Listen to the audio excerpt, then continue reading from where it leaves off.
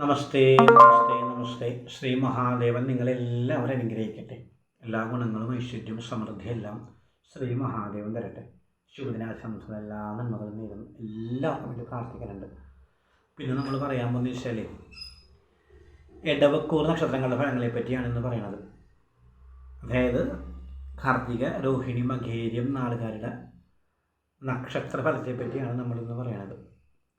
എന്താണെങ്കിലും അല്പം നാളുകളായിട്ട് ഈ നാളുകാർക്ക് പല വിധത്തിലുള്ള ബുദ്ധിമുട്ടുകളും ശാരീരികമായിട്ടുള്ള ബുദ്ധിമുട്ടുകൾ, ധനക്ലേശങ്ങൾ, സാമ്പത്തികമായിട്ട് ധാരാളം പ്രശ്നങ്ങൾ, അങ്ങനെയുള്ള കാര്യങ്ങളൊക്കെ ഇരുന്ന് കുറച്ച് നാളുകളായിട്ട് അപ്പം അതിൽ നിന്നൊരു മോചനമായി.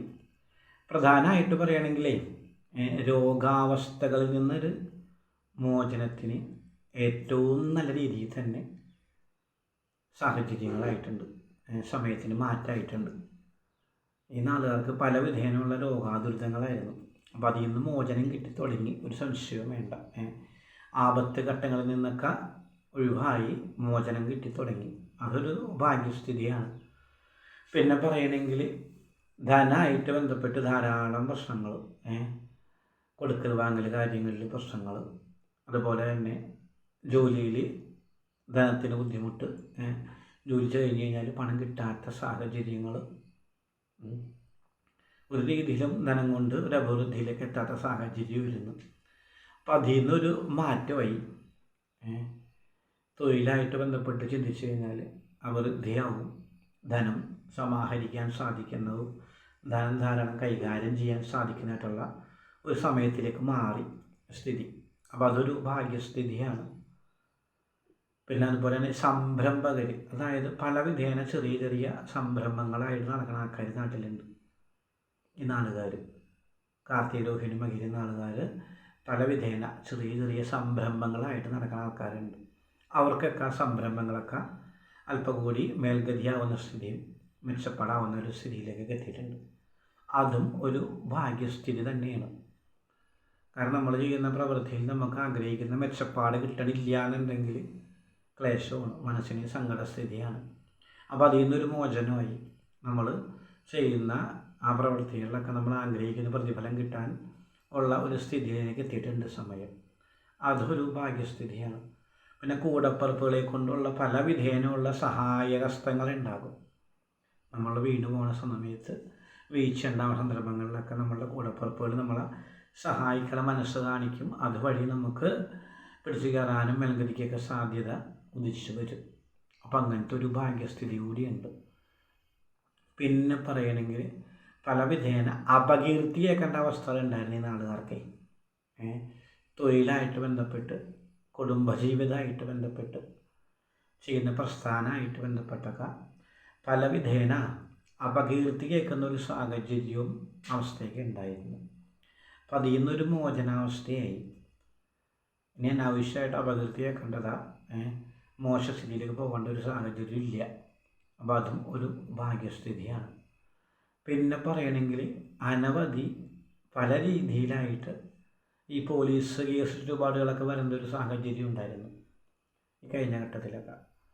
ഏതെങ്കിലും രീതിയിൽ വാഹനമായിട്ട് ബന്ധപ്പെട്ട, സ്ഥലമായിട്ട് ബന്ധപ്പെട്ട, ധനമായിട്ട് ബന്ധപ്പെട്ടൊക്കെ ഏതെങ്കിലും രീതിയിലൊക്കെ ഈ പോലീസായിട്ട് ഇടപെടേണ്ട കാര്യങ്ങളൊക്കെ വന്നു ചേരേണ്ട ഒരു സാഹചര്യവും സമയമൊക്കെ കഴിഞ്ഞു പോയത്.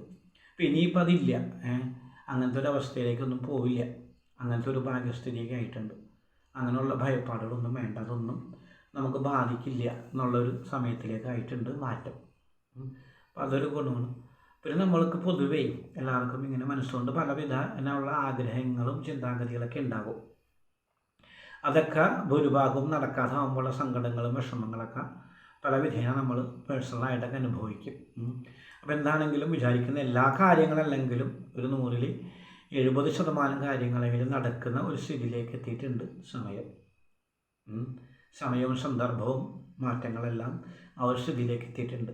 അപ്പോൾ ധാരാളമായിട്ട് ആഗ്രഹിക്കാനല്ല, ധാരാളമായിട്ട് ചിന്തിക്കാനല്ല, അല്പമെങ്കിലും വിചാരിക്കുന്ന കാര്യങ്ങൾ, ചില കുടുംബത്തിലെ കാര്യങ്ങൾ, ജോലിയായിട്ട് ബന്ധപ്പെട്ടുള്ള കാര്യങ്ങൾ, ധനമായിട്ട് ബന്ധപ്പെട്ടുള്ള കാര്യങ്ങൾ, ആരോഗ്യമായിട്ട് ബന്ധപ്പെട്ടുള്ള കാര്യങ്ങൾ, വിവാഹമായിട്ട് ബന്ധപ്പെട്ടുള്ള കാര്യങ്ങൾ, ഗൃഹപ്രവേശനം, ഗൃഹനിർമ്മാണം, വാഹന കച്ചവടം, വാഹനം വാങ്ങിക്കുന്ന അവസ്ഥ, അങ്ങനെ കുറച്ച് കാര്യങ്ങളൊക്കെ ആയിട്ട് മനസ്സുകൊണ്ട് നമ്മൾ ചിന്തിച്ച് കഴിഞ്ഞാൽ നമുക്കതെല്ലാം നടത്തിയെടുക്കാനുള്ള സാഹചര്യവും സമയവും സന്ദർഭവും ഒക്കെ ഒത്തു വന്നിട്ടുണ്ട്. അങ്ങനെയുള്ള കാര്യങ്ങളൊക്കെ നടക്കും, ഒരു സംശയവും വേണ്ട. അങ്ങനത്തെ ഒരു സമയത്തിലേക്ക് നമ്മുടെ സ്ഥിതി മാറിയിട്ടുണ്ട്. അപ്പം അതൊരു ഭാഗ്യമാണ്. പിന്നെ പറയുകയാണെങ്കിൽ അനാവശ്യമായിട്ട് പല വിധേന തൊഴിൽ സ്ഥാപനങ്ങളിലും നമ്മളുടെ പ്രസ്ഥാനങ്ങളിലൊക്കെ അലോഹ്യങ്ങളുണ്ടായിരുന്നു. പല വിധേന നമ്മൾ പ്രതീക്ഷിക്കാതെ കലഹങ്ങളും അലോഹ്യങ്ങളൊക്കെ വന്നു ചേർന്നിട്ടുണ്ടായിരുന്നു. അപ്പോൾ അതിൽ നിന്നൊക്കെ ഒരു മോചനമായി, അതും ഒരു ഭാഗ്യമാണ്. അങ്ങനെ ഒരു സ്ഥിതിയിൽ നിന്നൊക്കെ മോചനം കിട്ടി എല്ലാവരുമായിട്ട് സന്തോഷമായിട്ട് ഇടപെടാനും പെരുമാറാനൊക്കെ കിട്ടുന്ന ഒരു സാഹചര്യത്തിലേക്ക് മാറി. അതുകൊണ്ട് അത് ഭയപ്പെടാനില്ല. പിന്നെ പല കുടുംബത്തിൽ തന്നെ ഈ ധനവുമായിട്ട് ബന്ധപ്പെട്ടുള്ള ബുദ്ധിമുട്ടുകൾ കൊണ്ടുള്ള അലോഹ്യങ്ങളുണ്ടായിരുന്നു. ധനം പ്രതീക്ഷിക്കുന്ന സന്ദർഭങ്ങളിൽ കയ്യിൽ വരാത്തത് കൊണ്ട് കുടുംബത്തിൽ പല ആൾക്കാരായിട്ട് അലോഹ്യങ്ങൾ ഉണ്ടാകും. അവർ ചോദിക്കുന്നതും പറയുന്ന കാര്യങ്ങൾ നടത്തി കൊടുക്കാൻ സാധിക്കാതെ വരുമ്പോഴുള്ള വിഷമങ്ങൾ കാര്യങ്ങൾ ഉണ്ടാവും. അപ്പോൾ അതിൽ നിന്നൊക്കെ ഒരു മോചനമായി. പറയുന്ന എല്ലാ കാര്യങ്ങളല്ലെങ്കിലും ഭൂരിഭാഗം കാര്യങ്ങളും ചെയ്തു കൊടുക്കാനുള്ള ഒരു സ്ഥിതിയിലേക്ക് നമ്മളുടെ ധനത്തിൻ്റെ ആ രീതിയും സന്ദർഭവും സ്ഥിതിയൊക്കെ മാറിയിട്ടുണ്ട്. അപ്പോൾ അതൊരു ഭാഗ്യമാണ്. പിന്നെ ഈ പറയുകയാണെങ്കിൽ ഈ മകേരിയം ആൾക്കാർക്ക് അല്പം ശാരീരിക ബുദ്ധിമുട്ട്, അപകടങ്ങൾ, വീഴ്ചകൾ, വ്രണങ്ങൾ, തുന്നിക്കെട്ടുകളൊക്കെ ഉണ്ടാവേണ്ട ഒരു സമയവും കൂടി ആയിരുന്നു ഈ കഴിഞ്ഞു പോയതേ. അപ്പോൾ അതിൽ നിന്നൊക്കെ ഒരു മോചനമായി. ഇപ്പം അല്പസ്വല്പം ആശ്വാസമായിട്ട് മുന്നോട്ട് പോകാൻ സാധിക്കും. ബാധിച്ചിരിക്കുന്ന രോഗാതുരിതങ്ങളും, മുറിവുകളും, വ്രണങ്ങളും, ഒടിവുകളും, ചതവുകളും, തുന്നിക്കെട്ടുകളെല്ലാം അതെല്ലാം അതിൻ്റെ ദുരിതത്തിൽ നിന്ന് കുറയുന്നൊരവസ്ഥയിലേക്ക് എത്തി. പിടിച്ച് നമുക്ക് നടക്കാനും പിടിച്ച് നമുക്ക് ജോലിക്ക് പോകാനും അല്ലെങ്കിൽ അനുഭവിക്കുന്ന ദുരിതത്തിൽ നിന്ന് മോചനം കിട്ടാനൊക്കെ ഉള്ളൊരു സമയത്തിലേക്ക് മാറി ആ നാളുകാരുടെ അവസ്ഥകളൊക്കെ. അപ്പോൾ അതും ഒരു ഭാഗ്യസ്ഥിതിയാണ്. പിന്നെ മകീരുന്ന ആൾക്കാർ ദാമ്പത്യ ജീവിതത്തിൽ പ്രശ്നം അനുഭവിക്കുന്ന ആൾക്കാരുണ്ടായിരുന്നു ധാരാളം. ഭാര്യ ഭർത്താക്കന്മാരായിട്ട് അലോഹ്യമായിട്ട് പിരിഞ്ഞിരിക്കുന്ന അവസ്ഥ, പല വിധേന ചീത്ത ചില പ്രവൃത്തികളിൽ ഏർപ്പെട്ട് ആ രീതിയിലും ഭിന്നമായിട്ട് പോകുന്ന അവസ്ഥ, പ്രതീക്ഷിക്കാത്ത പല അപകീർത്തികളും വന്നു ചേരുന്ന അവസ്ഥ. അപ്പം അതിൽ നിന്നൊക്കെ ഒരു മോചനമായി തുടങ്ങി. അപ്പം അങ്ങനെയുള്ള കുറേ ഭാഗ്യാനുഭവങ്ങളൊക്കെ ഉണ്ട് ഈ സമയത്ത്. അപ്പം അതൊക്കെ ഗുണത്തിൽ തന്നെ വരുന്നുണ്ട്. ഇനി ഇതൊന്നുമല്ല, നമുക്ക് ഇതിൻ്റെ എതിർദിശയിലാണ് നമ്മളുടെ നക്ഷത്രക്കാർ നടക്കുന്നതെങ്കിൽ, ബുദ്ധിമുട്ടുകളിലേക്കാണ് പോകുന്നതെങ്കിൽ അതിൽ നിന്ന് മോചനം കിട്ടാൻ വഴിപാടുകളുണ്ട് ധാരാളം, പ്രാർത്ഥനകൾ കഴിക്കുക ധാരാളം. അപ്പോൾ ഈ നാളുകാർ അനുഭവിക്കുന്ന വിഷമസന്ധിയിൽ നിന്ന് മോചനം കിട്ടും. പിതൃദിശയിൽ സഞ്ചരിച്ച് നമുക്ക് വിഷമസന്ധി ആയിട്ടുള്ള നാളുകാരാണ് ഇവരെങ്കിൽ, ഈ നാളുകാർക്ക് ബുദ്ധിമുട്ടുണ്ടെങ്കിൽ അടുത്തുള്ള സുബ്രഹ്മണ്യ സ്വാമി ക്ഷേത്രത്തിൽ പോയിട്ട് പാലഭിഷേകം കഴിക്കുക, ത്രിമധുരം കഴിക്കുക. അത് വളരെ വിശേഷമാണ്. അവരനുഭവിക്കുന്ന ബുദ്ധിമുട്ടിൽ നിന്ന് മോചനം കിട്ടാൻ വളരെ വിശേഷമാണ്. സുബ്രഹ്മണ്യ സ്വാമിക്ക് പാലഭിഷേകം, ത്രിമധുരം എന്നിവ വഴിപാട് കഴിച്ച് പ്രാർത്ഥിക്കാം. അതുപോലെ തന്നെ മഹാദേവന് കുവളമാല, നെയ്വിളക്ക് എന്നീ വഴിപാട് കഴിച്ച് പ്രാർത്ഥിക്കാം. ഈ അവസ്ഥയ്ക്ക് നല്ല മോചനം കിട്ടും, ഒരു സംശയവും വേണ്ട. ഈ രണ്ട് വഴിപാടും കഴിച്ച് പ്രാർത്ഥിച്ചു കഴിഞ്ഞാൽ ഈ നാളുകാർ വിഷമസന്ധി, സങ്കടങ്ങൾ, ബുദ്ധിമുട്ടൊക്കെ അനുഭവിക്കുന്നുണ്ടെങ്കിൽ അതിൽ നിന്ന് മോചനം കിട്ടും, ഒരു സംശയവും വേണ്ട. അതിനായിട്ട് പ്രാർത്ഥിക്കാം. പിന്നെ അടുത്ത ക്ഷേത്രത്തിൽ പോകാൻ ഏറ്റവും നന്നായിട്ട് തന്നെ ശ്രദ്ധിക്കണം. എല്ലാവരും കുടുംബമായിട്ട് ആഴ്ചയിൽ ഒരു ദിവസമെങ്കിലും അടുത്തുള്ള ക്ഷേത്രത്തിൽ പോയി പ്രാർത്ഥിക്കാനുള്ള സാഹചര്യവും സന്ദർഭവും സമയവും ഒക്കെ കണ്ടെത്തണം. അതല്ലാന്നുണ്ടെങ്കിൽ ഭാവിയിൽ അനവധി ദുരിതം അനുഭവിക്കേണ്ടി വരും. ഭാര്യ ഭർത്താക്കന്മാരും സന്താനങ്ങളായിട്ട് തന്നെ പോകണം.